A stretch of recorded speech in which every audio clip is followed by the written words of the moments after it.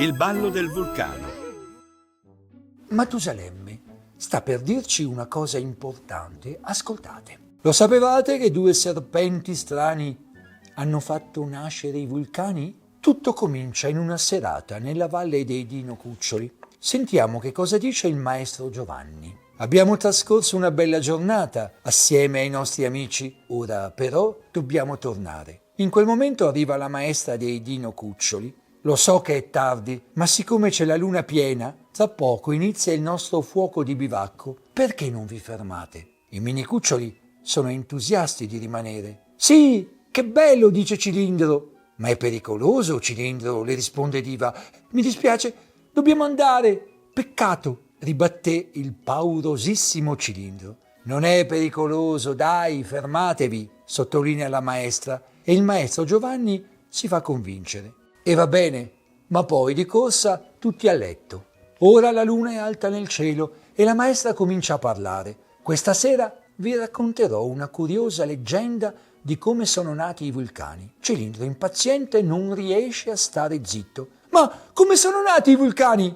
Se stai zitto, tra poco lo saprai, gli dice Diva. Poi la maestra riprende. Ma molto tempo fa la terra era una grande palla di fuoco. Ma come si faceva a camminare? Dice Cilindro che proprio non riesce a stare zitto. E la maestra, con calma, risponde. Ma a quel tempo la terra era disabitata, non c'era nessuno. Poi un po' alla volta la terra si raffreddò, ma solo in superficie.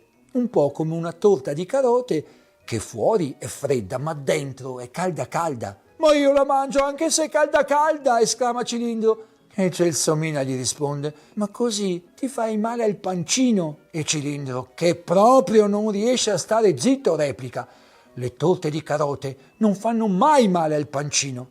Dai, ma sentiamo che cosa ci deve dire la maestra. La leggenda vuole che sotto la superficie della terra ci fossero due serpenti di fuoco. Uno si chiamava Aito e l'altro Eita. Ballano, ballano, i serpenti ballano.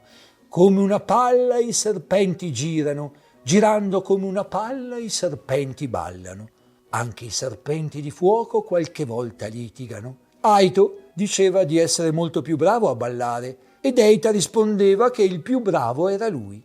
Venne il giorno in cui i due si guardarono negli occhi e cominciarono a spingere una testa contro l'altra per vedere chi fosse il più forte e il più bravo. La superficie della terra, che si era raffreddata, ma che era ancora molto tenera all'interno, si ruppe e successe che nacque il primo vulcano. Dopo i due serpenti si guardarono negli occhi e fecero la pace e per festeggiare inventarono una danza, il ballo del vulcano, che ora faremo tutti assieme. Ma io non so ballare, dice Cilindro, e Bernoccolo gli risponde, non ti preoccupare Cilindro, vedrai che è divertente.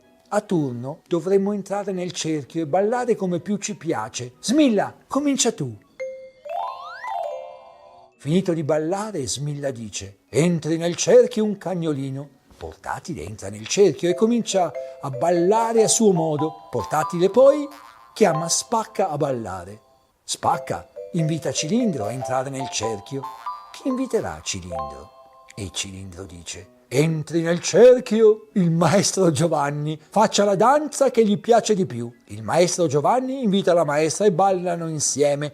Tutti applaudono poi. Il maestro ricorda a tutti che è tardi. Grazie mille, ora però dobbiamo tornare. Si è fatto tardi, a domani. Entrando nel cerchio ognuno prova a ballare, senza paura di non riuscire o di sbagliare.